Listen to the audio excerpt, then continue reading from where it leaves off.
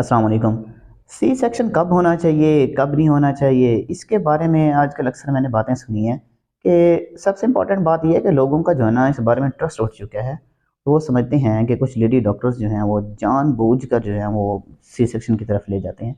लेकिन सबसे इम्पोर्टेंट बात ये है कि नीयत तो अल्लाह ताला के अलावा कोई नहीं जान सकता। लेकिन ज़ाहिर है अगर सी सेक्शन मौजूद है तो इसका मतलब ये है कि कुछ ना कुछ तो गड़बड़ होगी तो सी सेक्शन बनाया गया ना, वरना ऐसे क्यों बनाया गया था। अब मैं आपको 4-5 चीज़ें ऐसी बताता हूँ कि जिसमें सी सेक्शन होना वैसे एक इम्पॉर्टेंट बात ये भी है कि अ, हम जो पढ़ते रहे हैं उसमें यह है कि 80% केसेस जो है ना उनमें नॉर्मल डिलीवरी ही होनी चाहिए।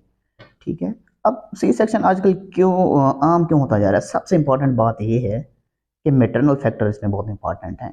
आजकल लोग जो हैं, आजकल जो माएँ जो हैं, जो ख़वातीन हैं, वो एक तो तकलीफ़ बिल्कुल नहीं बर्दाश्त कर सकती। वो डॉक्टर्स को भी साथ में पैनिक कर देती हैं, खुद तो वो ऑलरेडी पैनिक। लोग कहते हैं कि ये पैसे बनाने के लिए जो है ना, ये सी सेक्शन की तरफ डॉक्टर्स जो है ना, वो सारा कुछ लेके जाते हैं, ऐसा हरगिज़ नहीं है। देखिए सरकारी अस्पतालों में भी सी सेक्शन का रेट कोई 50% बढ़ चुका है। अब सरकारी हॉस्पिटल में तो कोई नहीं पैसे देता, वहाँ तो सी सेक्शन फ्री में हो रहे हैं। वहाँ भी टेंडेंसी जो है ना, वो बहुत बढ़ चुकी है। अब इसके फैक्टर्स में एक मैटरनल फैक्टर्स मैंने आपको बताया कि आजकल ऑन डिमांड सी सेक्शन बहुत होते हैं और बाज़ दफ़ा जो मेडिकल रीज़न्स हैं, उसके बारे में थोड़ा-सा आपको बताता चलूँ कि वो कौन-सी ऐसी रीज़न हैं, जिनमें जो है वो सी सेक्शन ज़रूर। मेरा ज़ाती ख्याल ये है कि मरीज़ और डॉक्टर का जो रिलेशनशिप होता है, जो ट्रस्ट और मिसट्रस्ट का इशू है, वो बहुत इंपॉर्टेंट है।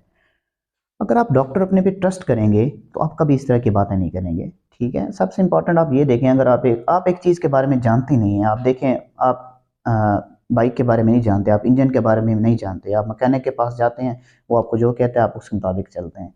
इसी तरह से आप इंसानी बॉडी के बारे में कुछ नहीं जानते, तो फिर आपको इस तरह की बात करने की ज़रूरत भी नहीं होनी चाहिए। जो एक और बात इम्पॉर्टेंट है कि मैटरनल फैक्टर्स बहुत इंपॉर्टेंट होते हैं। बाज़ दफ़ा कोई प्रीशियस भी होता है, तो उसको बचाने के लिए भी सी सेक्शन किया जाता है। और अक्सर ये होता है कि पहले नॉर्मल डिलीवरी की तरफ डॉक्टर जा रहे होते हैं, लेकिन इन द एंड पता लगता है कि कोई ऐसी कॉम्प्लिकेशन है कि अब सी सेक्शन ही करना पड़ेगा। इसलिए बाज़ दफ़ा ये घर वाले आके कहते हैं कि डॉक्टर साहब तो सीधे कैसी कि ये नॉर्मल डिलीवरी होनी है, तो भी ऐसा नहीं है।